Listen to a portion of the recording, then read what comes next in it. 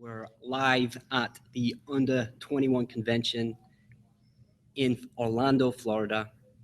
I'm with the main man, Sock. Sock, first of all, my name's Mike. Mike, we met last We night. met last night. Crazy. Good to meet you. Thank you. So yeah, you've just given your talk here at the convention.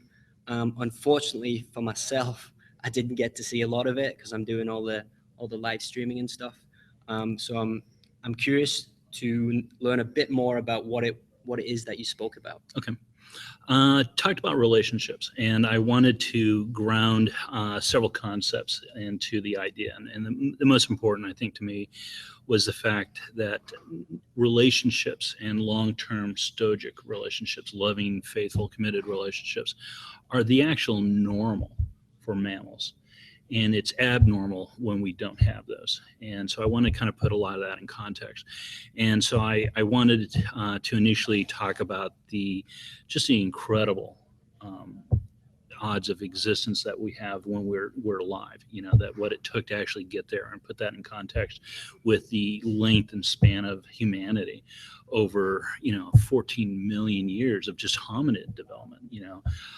And it's a remarkable thing. And when you look in comparison to the lives that occurred to have that take place, you're talking about more than 500,000 generations of continuous operation, of continuous transfer of existence and creation of life and raising and developing to get to where we're at today. And I think that's terribly significant. And then I talked about at length human evolution and how we've been adapted for social relationships, specifically because of social relationships, and kind of showed the biomechanical elements of some of those things and kind of the philosophical elements of why those are important. And, for example, I talked that a lot of people talk about tool development and technology, but the reality, the biggest invention, or the greatest invention that impacted humanity, is social constructs of relationships, and those sort of large scale complex elements, and the most basic of which is the human family. And going from there, obviously, then I talked about the things that would put that in jeopardy. What limits our ability to have these naturally occurring relationships, and some of them were natural. The things that were built in the cake because we've evolved differently because of binary sex. Men and women evolved differently. The human brain responding to both environmental and cultural elements developed separately, and then there's impacts there, and that's natural. And so those are some biological, natural elements, and then there are cultural, and I kind of took a big whack at some of those. One of the most important, I think, that we can handle as an individual is a lack of social skills. We're just not taught, culturally, those sort of skills. The other is far more imposing and far more threatening, and that is the rise and acceptance of feminism and the mainstream of it. And I wanted to be very, very critical. I wanted to kind of give a fair history of some of this stuff, and then actually put a marker up and say, how successful was it in comparison to the things they call out that they want to destroy, the family structure, these loving, nature nurturing relationships that have existed successfully for 14 million years, and in particular, the human evolution, when we talk about, the real divergence in human evolution, occurring in the last 7 million years, has been dramatic. And I thoroughly believe that that's because of the rise of social skills, of relationship skills, long-term parenting and raising of children that have made us tremendously successful. And we have a cultural construct putting that in jeopardy. And I, raised whether it's poverty, whether it's violence, both to women and children, any number of the social disorders we talk about, and what are the ramifications. And in all fairness, very, very lightly about some of these things, just in cursory, but to sit down and say, is it fair to evaluate this? If you want to destroy something, what are you destroying? And especially destroying something that we know that works. And while I understand the rise in the human nature to change real needs, the sheer vulnerability of women and resources and those sort of things, I understand that, but we don't measure it objectively and say, hey, we tried this, but it hasn't worked. Let's take a step back and rework this. We don't have that introspection culturally to do that. And in many instances, we're forbidden to even doing it. And I showed examples, particularly with third wave feminism, censoring that, not allowing that sort of discussion to even take place, and obscuring language to the point that we can't call things by the proper name. And note that the beginning of wisdom originates with calling things by their proper names. And if you can't call things by proper names, you can't have the truth. And if you can't have the truth, you're sure as hell not going to have justice. And if you can't have justice, you're not going to have equality.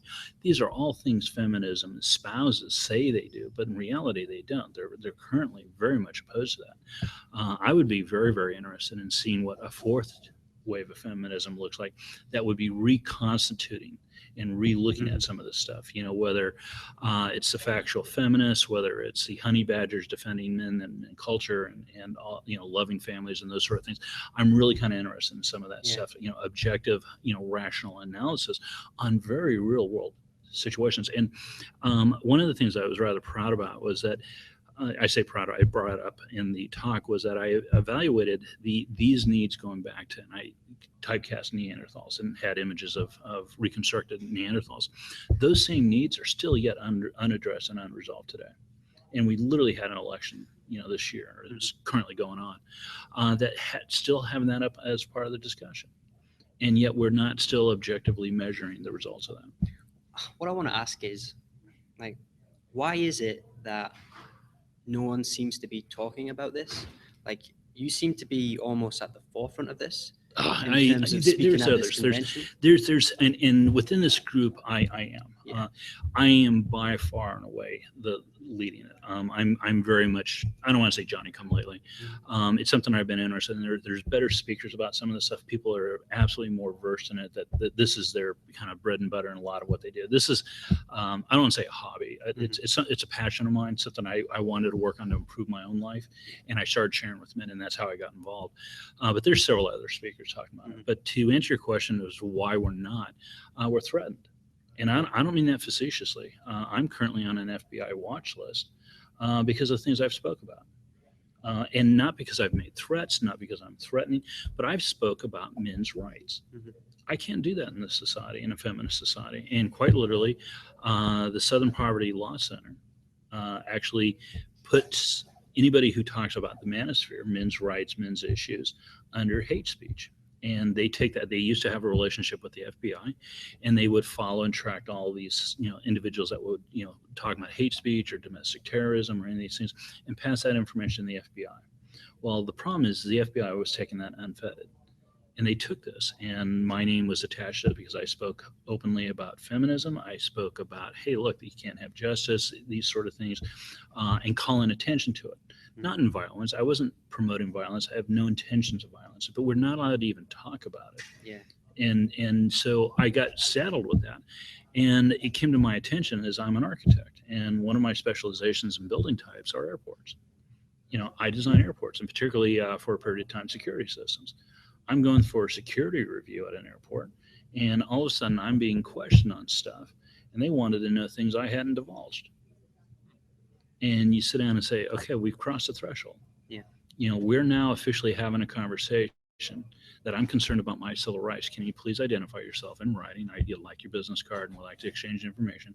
And at this point in time, I want to acknowledge that we're having this conversation in this vein. And I have some very real concerns regarding it. The problem is that you can't sue or go after it until damage is done. And so this happened probably a better part of 5 or 6 years ago. And so, at that time, you kind of get your ducks in order, start contacting different groups and legal groups to getting prepared to, because this is affecting my potential to provide for my family, myself, everything else, for nothing more than using my First Amendment rights in a manner in which that is appropriate civilly, in particularly civil manners. I'm not being outrageous. I'm not calling for violence. I'm not trying to be destructive or, just, doing some, just unorthodox and ungodly, uncivilized behaviors. I'm trying to be rational and trying to understand what's going on and be willing to talk about it. And I was censored for doing so. I've dealt with, for example, a local university here. We had worked on some transgender issues associated with privacy concerns with restrooms. And I don't have a problem with providing essential basic services, that everybody has a civil right to be able to use restrooms and everything else. And the issue was privacy. How do you make a single occupancy use private, appropriate, in particular at a university in which we're dealing with a recreation center. So you're dealing with locker room situations. The notion of public disrobement and nudity and sexuality, where it's a convergence of all these things. How do you handle it appropriately? So I was highly involved in some of this stuff. And these things got resolved amicably, very efficiently, and I'm particularly proud of that. In conjunction, I thought was really interesting was this is during the early parts of the current war on terrorism. There were a large number of GIs coming back that were maimed with IEDs. And so they're coming back on the university campus to get an education using their GI Bill, and they're going to these rec centers. And they didn't want to shock and disrobe in front of people because they were, even though they themselves were comfortable with their injuries, they weren't comfortable with putting that upon other people. They didn't want to impose that visual shock and make people feel bad. So they were looking for heightened privacy. Interestingly enough, so were the individuals who are transgendered. And, and relatively it's a small number, so they're a very small percentage of people. But when your client group is in the tens of thousands, you're talking a lot of number of people. But even if it was still one, what were we doing to accommodate one individual? And that's kind of a Western civilization value, that we really do value the individual. And how do we accommodate these needs? And what they're finding is that they didn't have essential services of just access to restrooms and how that was affecting campus life and that. So you actually had transgendered students and military veterans coming together, working together to resolve this issue. I found that fascinating. We also had different cultural groups. We had, interesting enough, a number of sororities that had concerns about body image issues. We had faculty members that had concerns about disrobing in front of students. We had security concerns about people with cell phones being able to record and immediately upload to the internet. And these are real world concerns about standard functions that have evolved, and how are we responding that as a profession architecturally. And so I was involved in some of that. And so it was interesting being involved in that. I was invited to a gender studies program. Interesting enough, not just a gender studies, the school actually had a masculine studies class. And I thought, holy shit, are you kidding me? And not knowing a whole lot about it, they had a kind of a public meeting, and it happened to be at a local Panera Bread. They had that kind of conference room, and they wanted a discussion. It was invite, but it was open to the public.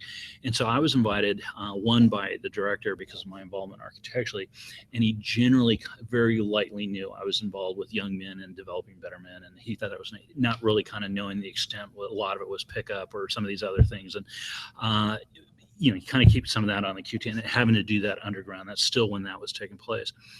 And I'm reading the syllabus, and you start looking at it, and there wasn't a single male issue involved. It was the entire course was gender studies of how do you take people, females going to male, and what is the cultural implications of being gay, lesbian, transgendered, and not a single male issue. And I made the mistake in an open public forum of just calling attention to this. How can you say this is a masculine studies program when you have absolutely nothing involved in genetic male interest? Not one. And they immediately started yelling, screaming. They reacted horribly. The one comment was, name one issue. And my response was, take any feminist issue, and what's the male counterpart? Female circumcision. If it's okay for male, why not for women? Biomedically, there are more reasons. If you're going to sit down and say for sanitation, hygiene, cleanliness, disease, women are vastly better served by being circumcised. I think it's kind of an abhorrent position, both male and female, but it wasn't even room for discussion. We talk about rape, and the reality is men are raped more often than women. But we're not even allowed to discuss it. We talk about suicides. Men kill themselves disproportionately to women. And remarkably, it goes up to a factor of 20 to 25, depending on when you look at it. Post-divorce. Can I ask you a question about the male suicide rates? Yeah. For me personally, I've suffered with bouts of depression in my life. Okay. Not as severe as maybe other people, but I've definitely felt it, and it's definitely caused a lot of misery, pain, and unhappiness in my life.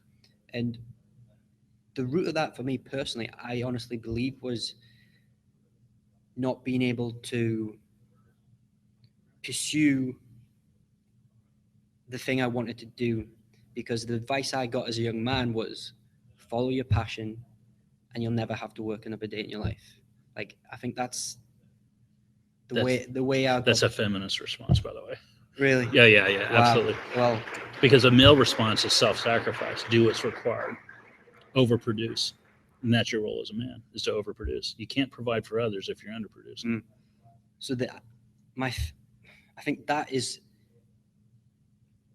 my almost, I don't know if it's the right word, inability to find my passion.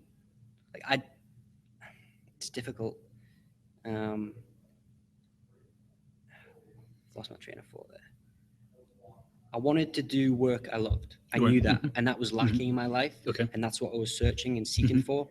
And finally, I'm at a point, luckily, where I've kind of started to figure it out, and I'm on a much better path than I Gotcha. was, Mhm. thanks to the 21 convention.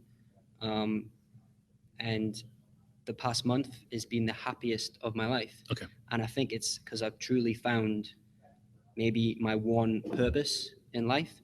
And from my selfish perspective, I've got in my head that one of the leading causes of male depression is that a lack of purpose. What I wanted to ask you, Oh yeah, Sok, without a doubt. Yeah, I can see that. Yep. is, to you, is that leading cause, or is it something to do I, with what you've been talking about today? to be honest, I don't know what the true leading cause is, Mhm. because I haven't studied the nature of suicide. I see the stats and I'm just absolutely alarmed. And you sit down and say, as a men's issue, as a men's health issue, why aren't we paying attention to it? Why aren't we having the research? Yeah. If this was about breast cancer, do you know how much attention that would get? Mm. And so I don't have the answer. I know, for example, you talk about pursuing your passions, and you're going to be happy. There's absolutely no doubt about it. And that's called human thriving, and we're meant to thrive. We're supposed to thrive. Unfortunately, thriving and profitability aren't always linked. And that's where I was a little bit of disagreement, saying, hey, look, just because you follow your passions and feminists, you're going to find happiness and riches. No, you'll probably find happiness. Mhm. Okay, but you're probably just going to be better for you than the riches. I know some really wealthy people that are just miserable fucks. But yeah, if you have your purpose and you're pursuing it, I think a lot of cases your fear drops away, your anxiety drops Yeah. away, depression. And I've always been kind of fascinated. I've always looked at depression being retroactively. You're looking at the past, as anxiety is always future projection. Yeah. And I'm leaning heavily on others here, Mhm. but the key is to kind of live in the moment, in the now, and that's human thriving. It doesn't mean that we're not looking forward and planning accordingly, but we're not anxious about it. We're willing to accept changes and evolution that's come, and know that we're going to be prepared, On or that respond to it. on that point, getting into the now, Mhm. what is the fastest, best, easiest way to get into the now, in your opinion? Stop resisting. When you resist either the past or the future, you're not in the now. You're struggling. And this is Eckhart Tolle. Mhm. I'm absolutely Yeah. from him, and that's something I got to. Because how do you get into how do you Mhm. get into that moment and stay there, and you stop resisting. You stop projecting. You stop resisting, and you just let be. To sit down, take a breath, open yourself up. And I hate to say it, learn to relax. And I can't, this is one area where literally my body is, because I can't relax. I don't allow myself to relax, and it's stress induced. It's not. I talk about sugar and carb and calorie intake, but it's stress induced. But yeah, to be able to sit down and to find that moment of existing right now and being on stage. So for example, stage fright, or fearing that I was going to forget shit, and I could focus in on and develop tremendous anxiety. About that. Did hardly slept at all. But you prepare, you do the things you have to do. You don't beat yourself up on the past. And so, for example, that room, there were some issues with me in that room. My first speech, I did a horrible job with it. I developed fears. I started focusing in, I got into limbic thinking, or no longer creative, that hind mind mentality. And I started using one word as a crutch. And that word was aspect. And I used that word, I think somebody counted it 53 times in an hour and 20 minutes. Horrid. I mean, absolutely, it's absolutely embarrassing. So to come back up on stage at the scene of this crime, I had anxieties about, kind of, I don't want to say depression, but I had anxieties going forward with it. And you sit down and say, when you get on the stage, you have to take a breath, just deep breath, and stop resisting and say, just be in the moment, feel it. And if you're feeling the anxiety, you're feeling the fear, kind of it's normal. Embrace it. And I hate to say it, kind of enjoy it. And you sit down and say, okay, take a moment. And so I kind of had my speech prepared where I was going to come out with a personal confession. And I really wasn't ready for it. I really was saying, how do I mouth the word feminism and get that shit out and not get hung up on it? And I said, chill. You're in the moment. You're having a little bit of anxiety. It's affecting your performance. Relax. Enjoy this moment. Okay. You're absolutely alive right now, and that's kind of what got me going. So one thing I just wanted to say about you, Sock, you like the one guy I really wanted to meet. I was at the Melbourne event a few years back, and I really wanted to meet you. And one of the things, like I've read your blog, and not gonna lie, I don't understand everything. No, that's okay. But I just know as I'm getting older and going into relationships, you're going to be my go-to guy in terms of the blog, and it's manningupsmart.com. Manningupsmart.com, yeah. And one thing I want to say now that I've met you last night, real short and briefly, you were stressed and excited, and I could feel that from you. But what was behind that was you really fucking care. Yeah. Like really, yeah. really I give care. a shit. I give a shit. And that was something else. If I didn't give a shit, I wouldn't be feeling that. Yeah. And so you sit down and say, okay, don't resist that. Work with it. Because I can't resist. If I resist it, I'm going to choke. And that's a natural reaction. If I worked with it, if I allowed it, I had legitimate fears. You'll appreciate it, of going up and saying aspect or some other fucking, literally at the scene of the crime. And I was talking to Mike last night, and I'm like, I don't, there was this element like, yeah, cool, it's a really nice environment. I like the hotel, we had a really good time. And it wasn't until I walked in that goddamn room, it was a scene of a crime. And I'm like, oh my God, and I didn't realize how much that bothered me. I still cringe. I mean, we can probably pull it up later at the house if you want to play the damn thing, just to give me shit. But that's part of it. And what I find particularly proud about is that if you watch the videos in sequence, I've gotten better over time. And even though I'm an architect and I don't present like this. I don't have to give stories and that sort of things. It's fairly small, segmented, very controlled, fairly simple. This is a whole different realm. And this isn't something I do professionally. So that makes an added challenge. And it does matter to me. It really matters to everyone else. The curve on the human evolution, we have an ability to tremendously impact that. You talk the improvements in awareness just in psychology and child development in the last 100 years. That's nothing over the course of evolution of what we could actually achieve as a species or a people to improve the quality of our lives, the quality of our environments and our society, and how to project that going forward. I think there's a tremendous amount of resources being able, and this is kind of ground center for being able to talk and discuss and have a platform with the guys to have that conversation. Awesome. Well, thanks, Sock, so much. Pleasure. Awesome stuff.